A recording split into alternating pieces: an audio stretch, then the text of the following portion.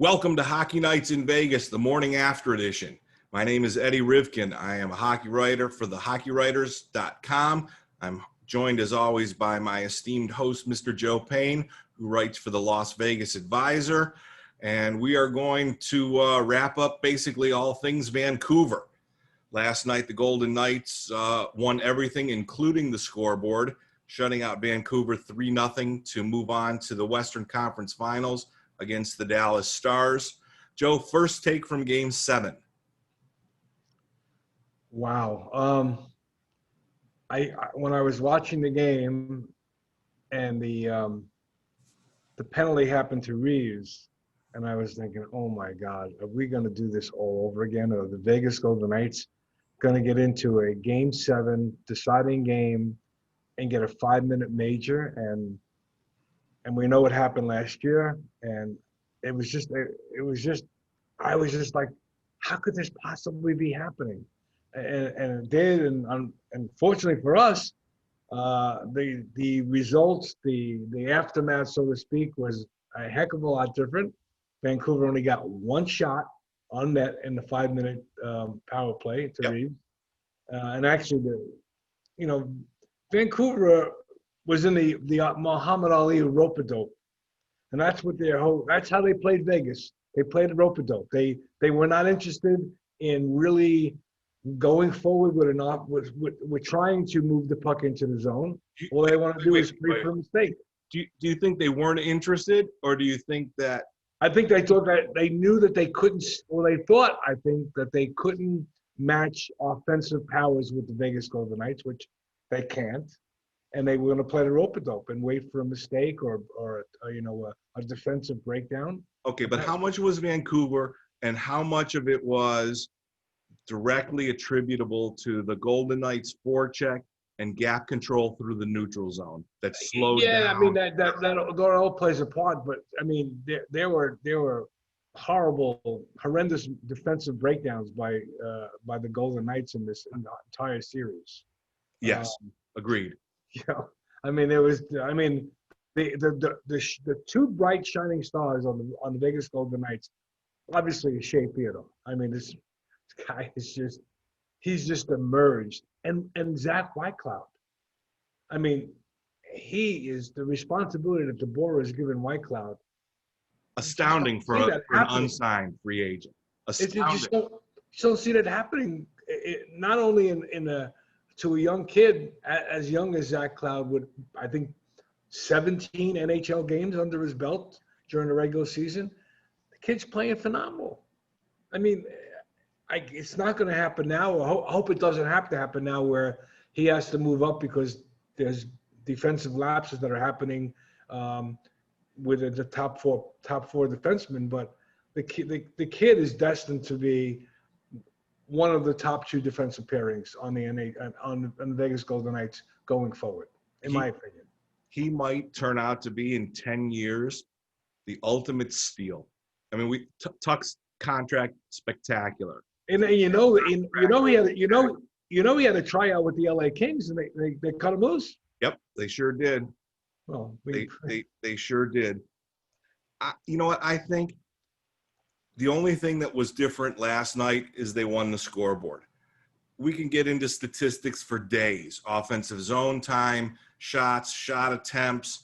The only thing that they lost statistically to the Canucks was the face-off dot. Well, they lost that in all 7 games. Right. They did not win one. They did not win one face-off. Not just say one face-off. Percentage-wise, there was not one game where they beat Vancouver in the face-off circle. Vancouver's a good face-off team. Don't get me wrong. But here's what they beat them on the scoreboard, Eddie. But here's what was different. Last night, they went into the dirty areas. They got as much as they possibly could. They got in front of the goaltender. They got the message from Pete DeBoer. Alex Tuck said it before. If we have 50 shots on net and we don't score a goal, that means those shots are coming from the outside, and we're not spending enough time in the dirty area, and that's something that we have to work on. Right. So, listen. Their whole mindset yesterday was, all the shots on goal. Yeah, it's all. Yeah, it means you have the puck if you got a lot of shots on goal. But if, like you said, if you're shooting from 40 to 50 feet out. And at this level, if the goaltender sees it, he's stopping it. Agreed. The only way you get a goal, well, the Shea Theodore's goal was beautiful. Was Demko's screen? I think he had to be, because I don't think that shot beats him if he sees it all the way. I mean, it went over his right shoulder. I don't remember I don't know if it was Pacioretty. Somebody skated right in front of him. Somebody crossed his vision path. I think. Okay. Because I think you in baseball you would call it almost a seeing eye single, right? Okay. Got through a bunch of stuff. But it wasn't a blooper. Was not a no. No, it wasn't. Well, in baseball, it was the bloopers, the C&I bloopers. This one was a beautiful shot from the point, and Theodore is just, I mean, every game this kid just keeps on. I call him a kid, not a kid anymore. But he just keeps on getting better and better. And there's another guy we got from a California team. We got White Cloud from LA.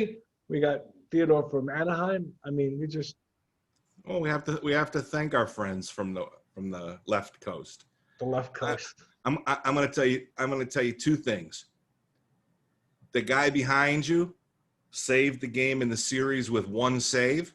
One save only. It's the only save he had to make, really. One save and one save only saved that series. There was one change of lead in the entire 7 games.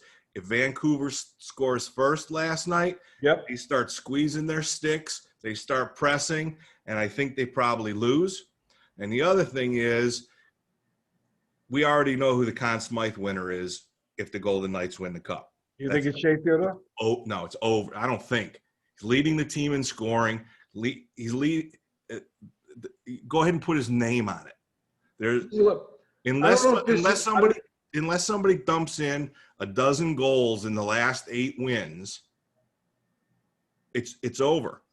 Vegas plays too sound a game to ever give up 35 or 40 shots a game that's going to highlight a goalie enough to win it. And he is the absolute dominating force for the Golden Knights, and nobody's had an answer to him yet. None.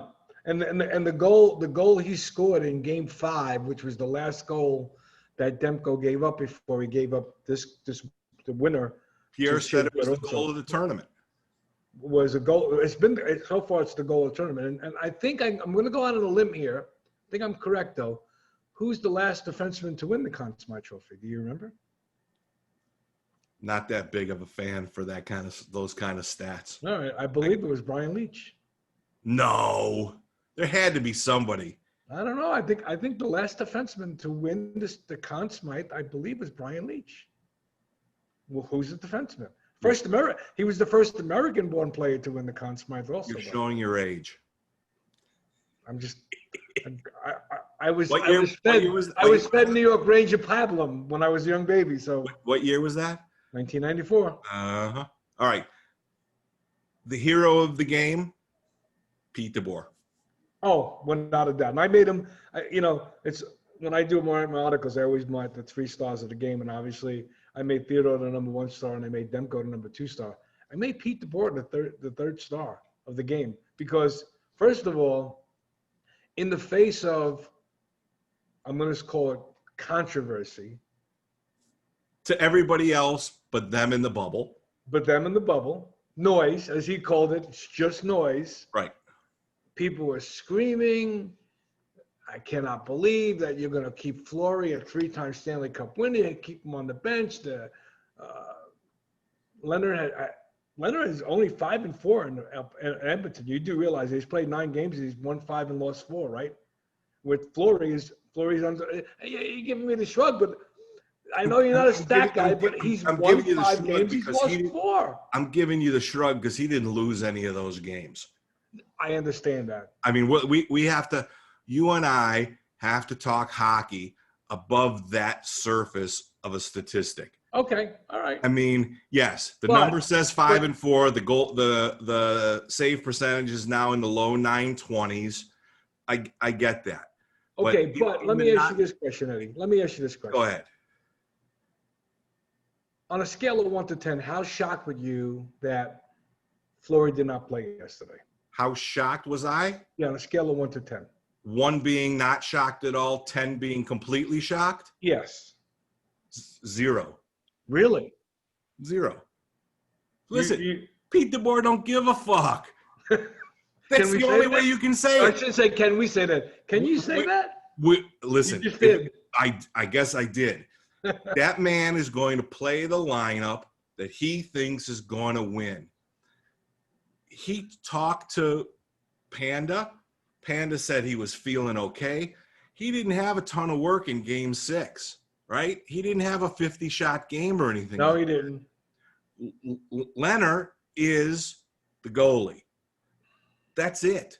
The only way that Fleury's going to see, because now there's going to be no back-to-backs, I don't think, the rest of the way. Now they're down to 4.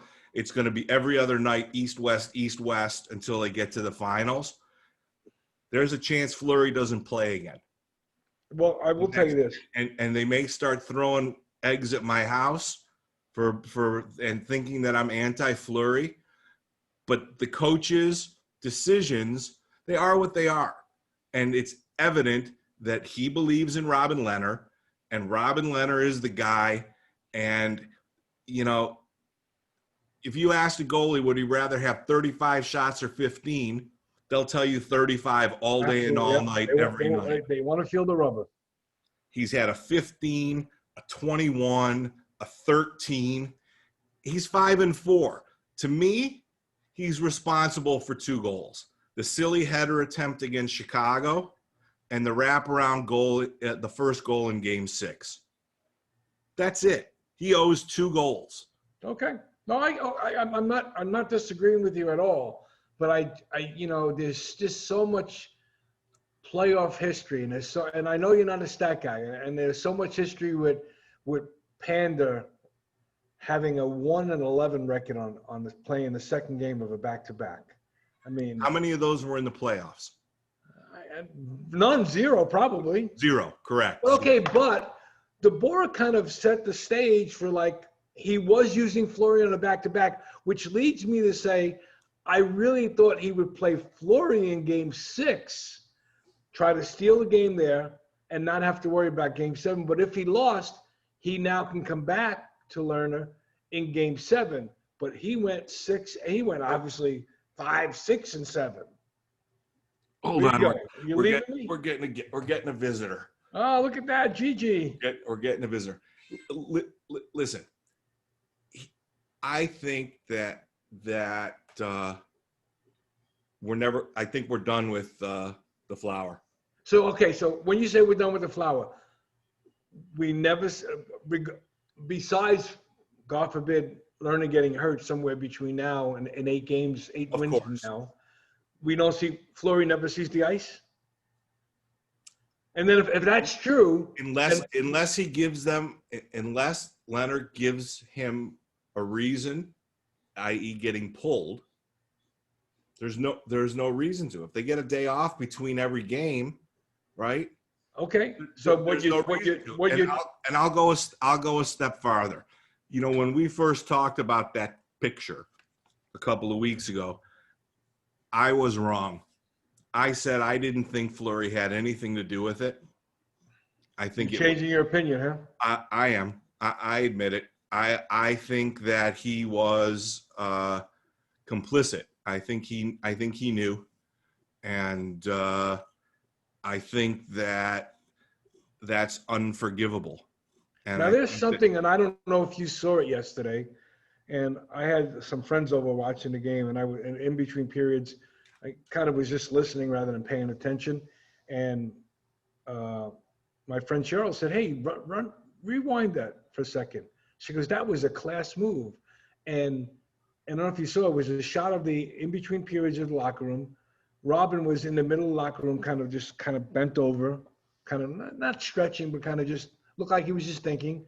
And Fleury walked over to him in the middle of the locker room and kind of just tapped him, saying to him, like, you know, you got this, come get it. Class move. I mean, so if anyone is thinking that. I don't think there's a beef with those. I don't think there's a beef with those two at all. No, and actually I thought there may be some dissension in the locker room, or the locker room may have been fractured. I don't know. I think these guys are now on a mission. They know that they couldn't have asked for I don't want to say the easiest path to the Stanley Cup Finals, but everything is just falling into place for them. what if I told you it's the easiest path to the finals numerically of any team since the NHL expanded Went to the 16 teams? in 68 or 70, or like our friend from the Athletic, Jesse Granger, wrote an article exactly like that. The Chicago is the 23rd rated team. Right. Vancouver is the 13th rated team or something like that. And Right. Dallas is the 10th rated team. Right. So if they get to the Cup Finals, statistically, they will have the easiest path. And it's obviously, they got a couple of huge favors, right? I mean, Vancouver did them a solid and got rid of St. Louis. Dallas did them a solid and got Colorado out of the way. But here's what we know.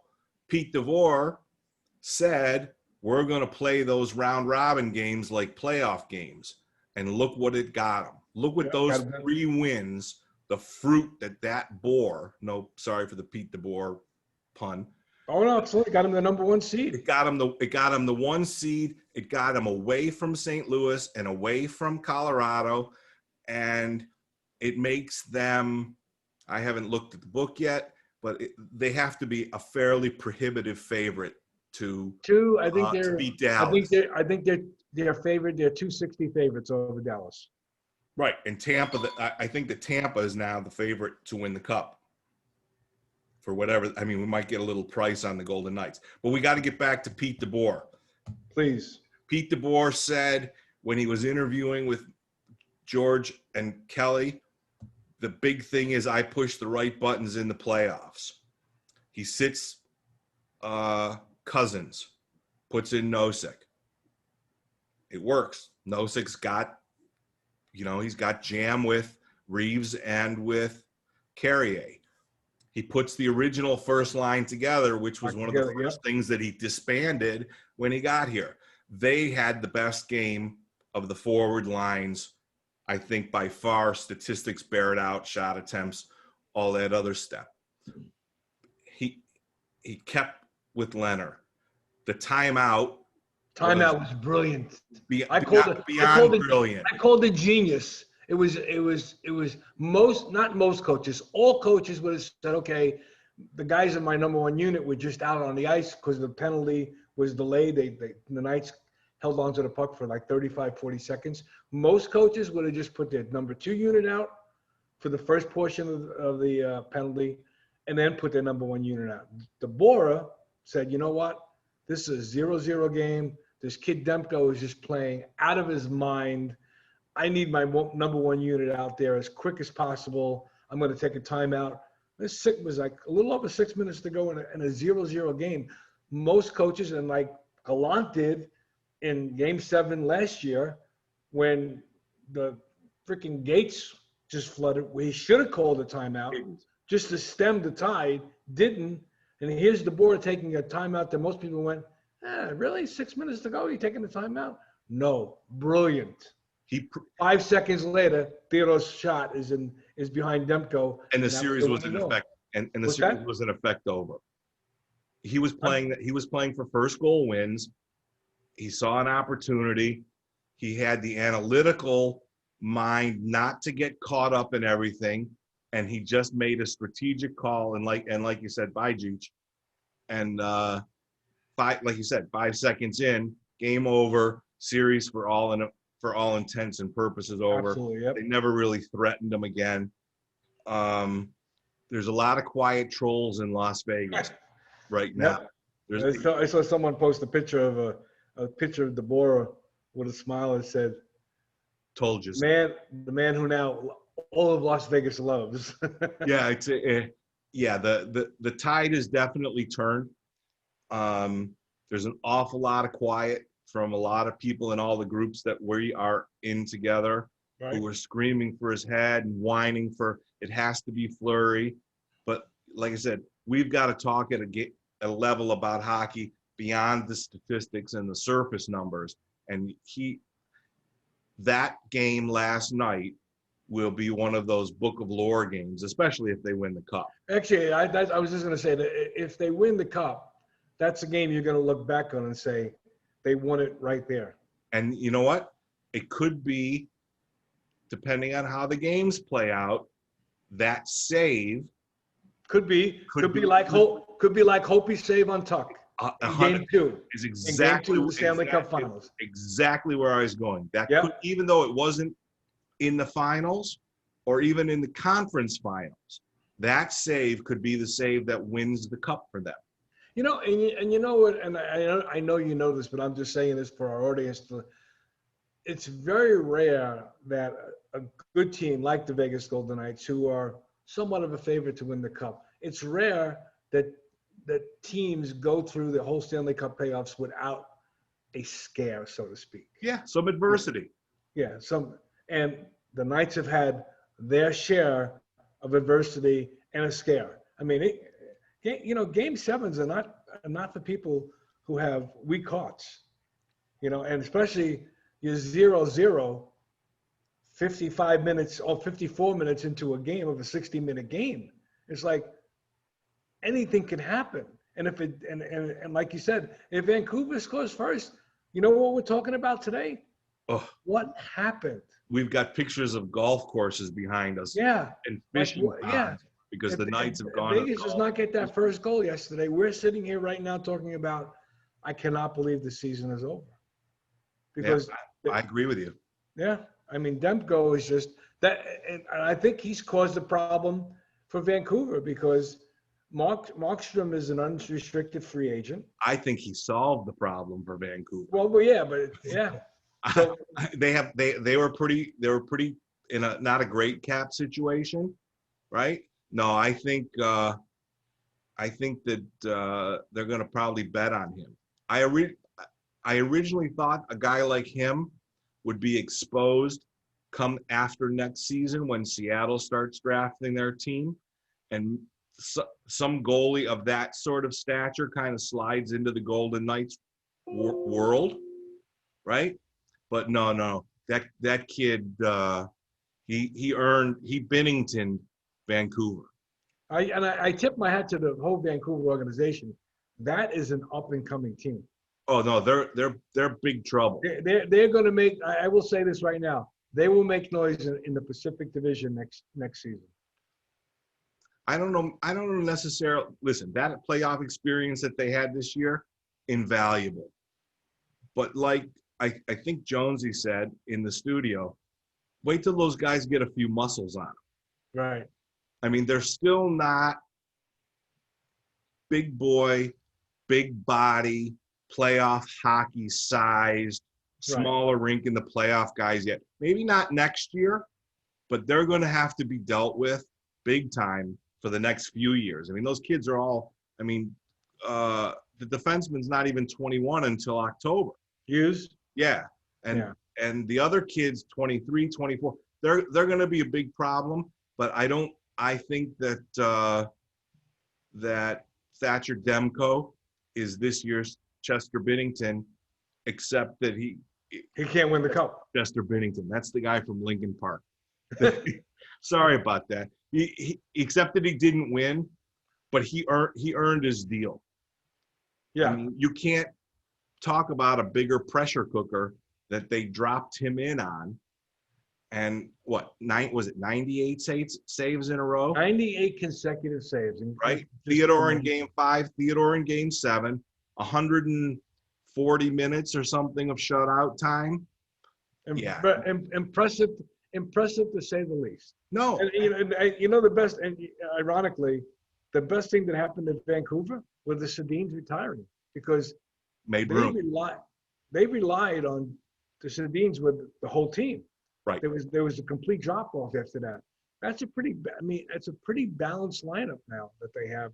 They get rid of the Sedins, and they obviously have some money now because they're not having to pay the Sedins all the money that they paid them. So Vancouver, I believe, that is going to be a force in the Western Conference for a good number of years, barring any major injuries. All right. We got to talk about our friend number 75. He almost, it was a bad penalty. It was an unnecessary penalty at the time. It stirred up, like you said in your opening comments today, memories of, oh no, it's another major penalty. Unbelievable. And he was on his way out of the zone. He turned and went back in. Right. Marchessault said after the game he talked to Reeves and he was pretty nervous. He didn't get out of his uniform after he was ejected. I know. Did you see that? That was crazy. He came out to the tunnel after they won full gear. He was. Well, do you have a theory? Do you have a theory of why he did not take his uniform off? Yeah, brotherhood. Because you don't leave your friends behind. And he knew that he put him in a horrible position. Right. And I'm sure that he was puckered up really tight for 3.5 minutes, plus the 18 intermission, plus the first minute and 30 seconds of the third. I'm sure you could have cut granite with how tight he was puckered. I know we'll never notice. Do you think Reeves said anything to the team when 100%. they came in? When he shows up at media day, and he will at some point show up, I don't know if I'll get called on, but that's my question. I want to know, did he stand up and say something? I bet he did. He's always been a vocal leader in the locker room, we've been told. So there's no reason to not believe that he stood up and said, listen, I screwed the pooch, guys, and whatever else would go along with that. I believe for sure. Okay, you see the hug that he gave Tuck in the hallway. Yes. He was like, "Oh my God, you saved me," So we don't know yet. On Reeves, ramifications are going to be. We know he's got a hearing with player safety. We assume there's probably somebody from the league in the bubble, and then they'll bring in the guys from New York. You think he's getting a game, right? I think he's got to get it. I think he's got to get at least one game. Now they will take I think they'll take into consideration that he doesn't have any of those. I don't think. No, he doesn't have any priors. So he doesn't have any priors, which will help in whatever punishment they do dole out. And I also think they'll take into consideration that he missed a good about 23 minutes of the game almost. Well, 3.5 in the second plus the whole third. Yeah. So okay. So let's, for the sake of conversation, he's out of the lineup. How are you lining up the bottom 6 now? I think who draws in? Nosek's already in. Cousins. I think Cousins comes back into the lineup. Okay. It may be Cousins, Nosek, and Carrier. Move Nosek to the wing? No, Cousins can play the wing. Because if you do anything else, you're gonna. I think the third line. I don't think you should touch the third line at all. I think Stastny should stay on the third line. You like that, really? Yeah, so you like putting Marchessault, Smith, and I liked it last night. You like keeping that line back together again? And I liked it last night. I liked Chandler Stevenson between Pacioretty and Stone. And they all say Stastny is the smartest hockey guy on the team. Putting him in between Waugh and Tuck, that gives him a lot of playmaking opportunities. That gives him a lot of speed and a lot of puck retrieval on both sides of him. Yeah, I mean, I think I like it. I think we might get a Patrick Brown sighting. That's true. I mean, he had a pretty good game. He gives a little bit more grit, real grit, than Cousins gives, which is more chirpy grit. I could see Patrick Brown, Nosek, and Carrier just to be a little bit bigger and bulkier necessarily. I don't think he's really going wrong either way with that. I think that it's a pretty big loss for the Golden Knights if they lose him for a game. If they lose him for more than one game, then it's a real big loss. Well, and I think, Vancouver was not a heavy team, so to speak. Right. Dallas is the heavy team. Yeah, they're going to this series is going to get ugly, and I think it's going to get ugly fast. Yeah, and so my hope is that if Reeves does get suspended, which I think is the likelihood is very good, that it's only one game because they're going to need that fourth line tenacity that line brings for the Dallas series, because Dallas is a big team. Dallas is built similar to St. Louis. They're a big team. And then all of a sudden they started scoring goals. Well, they started giving up goals too. Right. The two big headlines for Dallas are what happened to your D and where did you find your O? Well, they're also they're missing Ben Bishop, who is, I mean, Godoba has been good in net, but he's not Ben Bishop. Well, did you see Ben Bishop's one start in the series? Yeah, he got lit up for what, 7 goals? Five goals in the first period, right? Yeah. So maybe Ben Bishop ain't Ben Bishop right now. Yeah. We don't know for sure. But what we do know about our next opponent, the Dallas Stars, we know a little bit about, not necessarily about Hudobin, but we know that he's played more consecutive games than he ever has in his career. And he's a viable, serviceable backup goalie. But, you know, it's going to be tough for him, I think, this next series. I think that, I mean, I don't understand how Colorado didn't win that series. I'll be honest with you. They must have been an absurdly, overwhelmingly huge favorite at the book. Well, they did, without making excuses, they had an awful lot of injuries. They lost their goaltender early in the series. They lost Lageston. They lost some bodies. They lost bodies. But you can't tell me that there was a thought in your mind that they go down 0-2 to Dallas. No. Right? I unfortunately, I kind of bet. I bet Colorado to win the series. And then what happened was they have these adjusted series lines, and I wound up betting later on in the series when Dallas got ahead 3-1. I bet Dallas. I laid 6-1 to buy my bet back, which was. And then then Colorado wins Game 5, Colorado wins Game 6, and I'm going, oh my God. You look like you're on the wrong end right now. Ways, yeah. Yeah, and I didn't. Yesterday was a busy day for me, and I didn't realize the game had started. And I spoke to you, and then you told me, "Oh, it's over with. They lost in overtime." I didn't even see the game. I mean, I don't know what the NHL was thinking, sticking a game on USA. Who's going to think to look at that? I thought I saw that there was 2 games, and the next thing I know, my phone starts pinging 5-4 Dallas and OT. Here's I have a question for you. I know you and I did not have this problem. What happened here in Las Vegas for people who do not have the NHL network in their cable package? When the games, the games that go in Toronto that go into overtime, the Western Bubble games start, and the game starts broadcasting on the NHL network. What happens to the people here in Vegas who don't have the NHL network on their package? They don't see the game? Hulu? I think.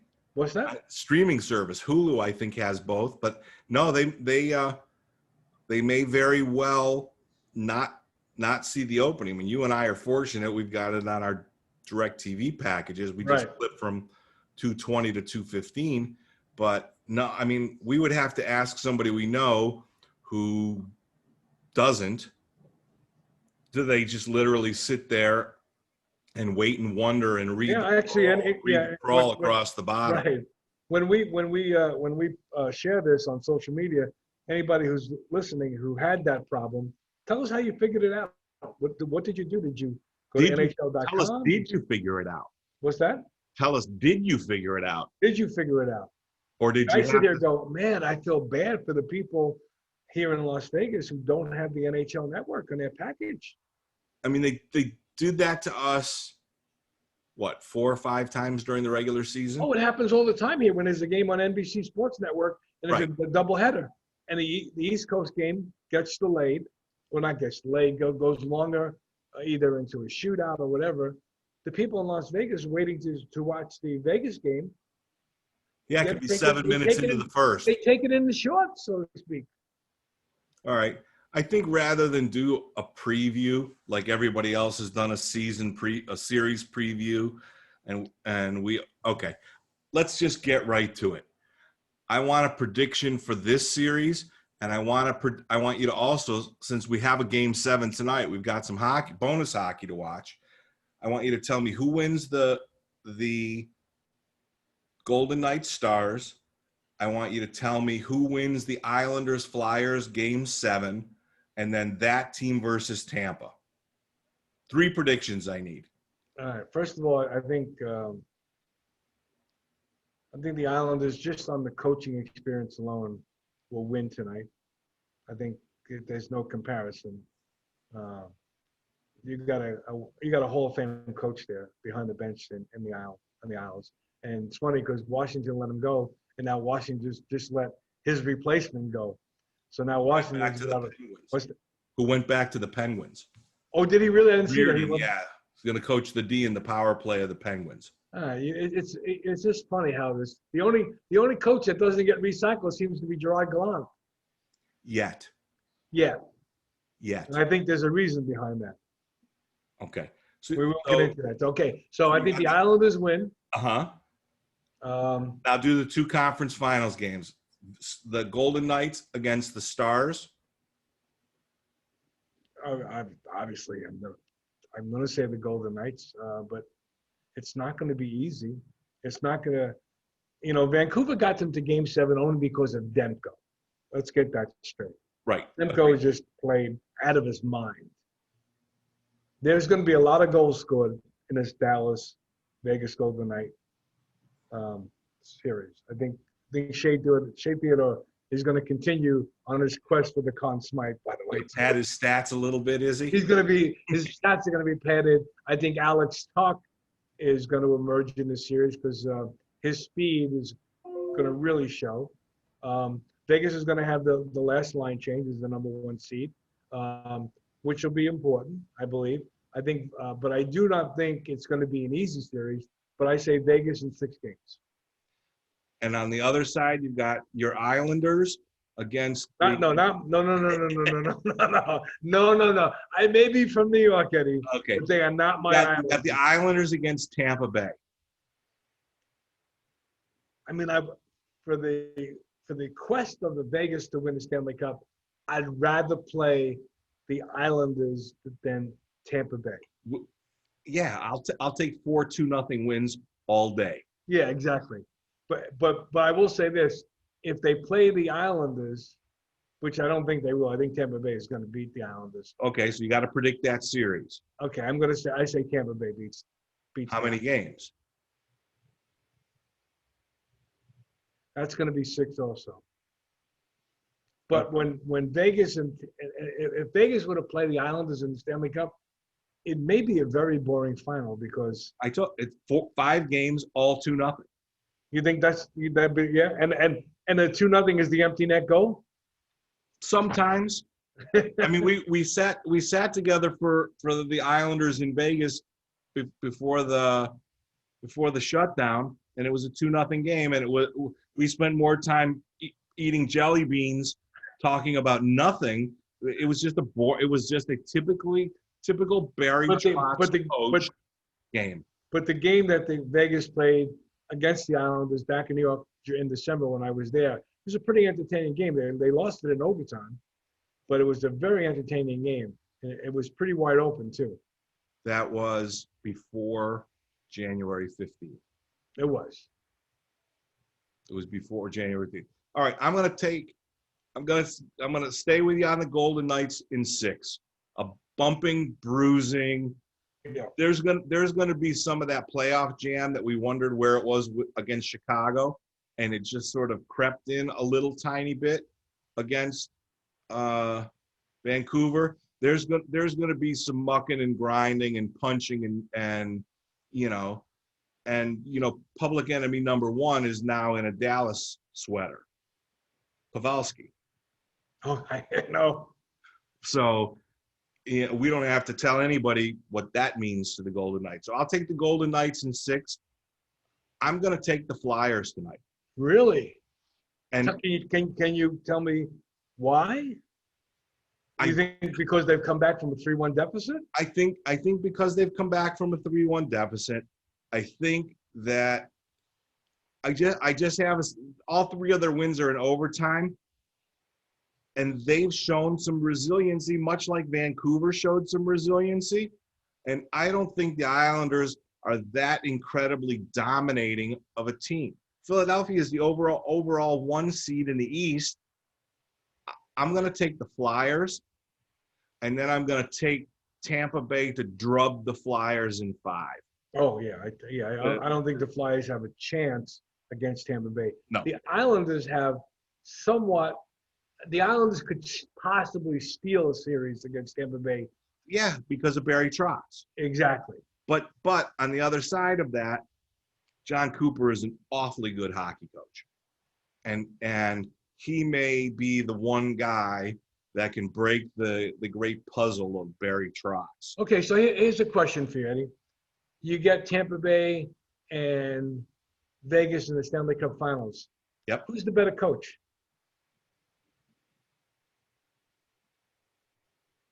I made you think about that one, didn't I? I think that is an absolute toss-up because Really? they've both been to the finals. They're both lawyers, so they're both very analytical thinkers. They're both very, very well-prepared coaches. I think that a Golden Knights Lightning NHL final has the potential to be the most entertaining 7 games of hockey that the NHL has seen in a long time. And it's funny you say that because one of the most I've been to every game at T-Mobile and since the day one. One of the most entertaining games that I've witnessed personally was the Tampa Bay Vegas Golden Knight game. Oh, the Shea Theodore goal Shea with 2 Theodore seconds to go. With 0.3 seconds to go. But yeah, no, that will. I think if you're the NHL, you're real happy with the Golden Knights Tampa final. Yes, but I will say this: Vegas will not be the favorite against Tampa Bay. They won't be much more than plus 115. You think it's going to be that close? Yeah. Really? Yeah. Yeah. Because if they want to play fast, Vegas can play fast. Tampa has built themselves in a little bit of grit since they got drubbed out by Columbus last year. Vasilevsky and Leonard, 2 Vezina candidates. Very, very, very evenly matched teams. But no Stamkos. But so far no Stamkos. You think they're holding him? You think they're holding him out this far, this long? You might listen. We don't even know if he's in the bubble. We don't know. We don't listen. It's like anything else. We know nothing. But that's a huge loss for them, without question. But some of their guys are playing great right now too. Braden Point. Point is incredible. And Hedman is having a great playoff for them. So, I think, again, if you're the NHL, you are super content with a Golden Knights Tampa Bay final. I think if it, God forbid, it turns out to be the Stars and the Islanders, you and I are going to go golfing because it's going to be just and I don't golf. And I don't golf. But it's going to be, that would be trudging through the mud with a fur. Back in 2018, I was hoping for the Washington Capitals to play the Vegas Golden Knights, only because Vegas would get the home ice advantage. That kind of doesn't even make any sense right now, or doesn't really come into play. But I don't know. I'm not hoping to play against Tampa Bay. I think if Vegas is going to win the Cup, their best shot to win the Cup is to have to play the New York Islanders. Without a question. So we'll wrap it up. We'll say congratulations to the Golden Knights for unpuckering and getting it done with a 3-0 win in Game 7 and moving on to the Dallas Stars. We will tell them enjoy seeing your family, because now that the Western Conference Finals are upon us, the Eastern teams will be coming to Edmonton, and according to the NHL, last we heard, the families will be, if they pass through the protocol, the families will be allowed in the bubble. And I think that will be a great feeling for those guys. You think? Well, let me just. I know we're ready to sign off here. You think that's a good thing, or you think that's a possible distraction? I think that the Golden Knights have been on this mission, and they haven't wavered for this mission. I can see how you could see it being a distraction. Absolutely, I think it's 100%. But you know what?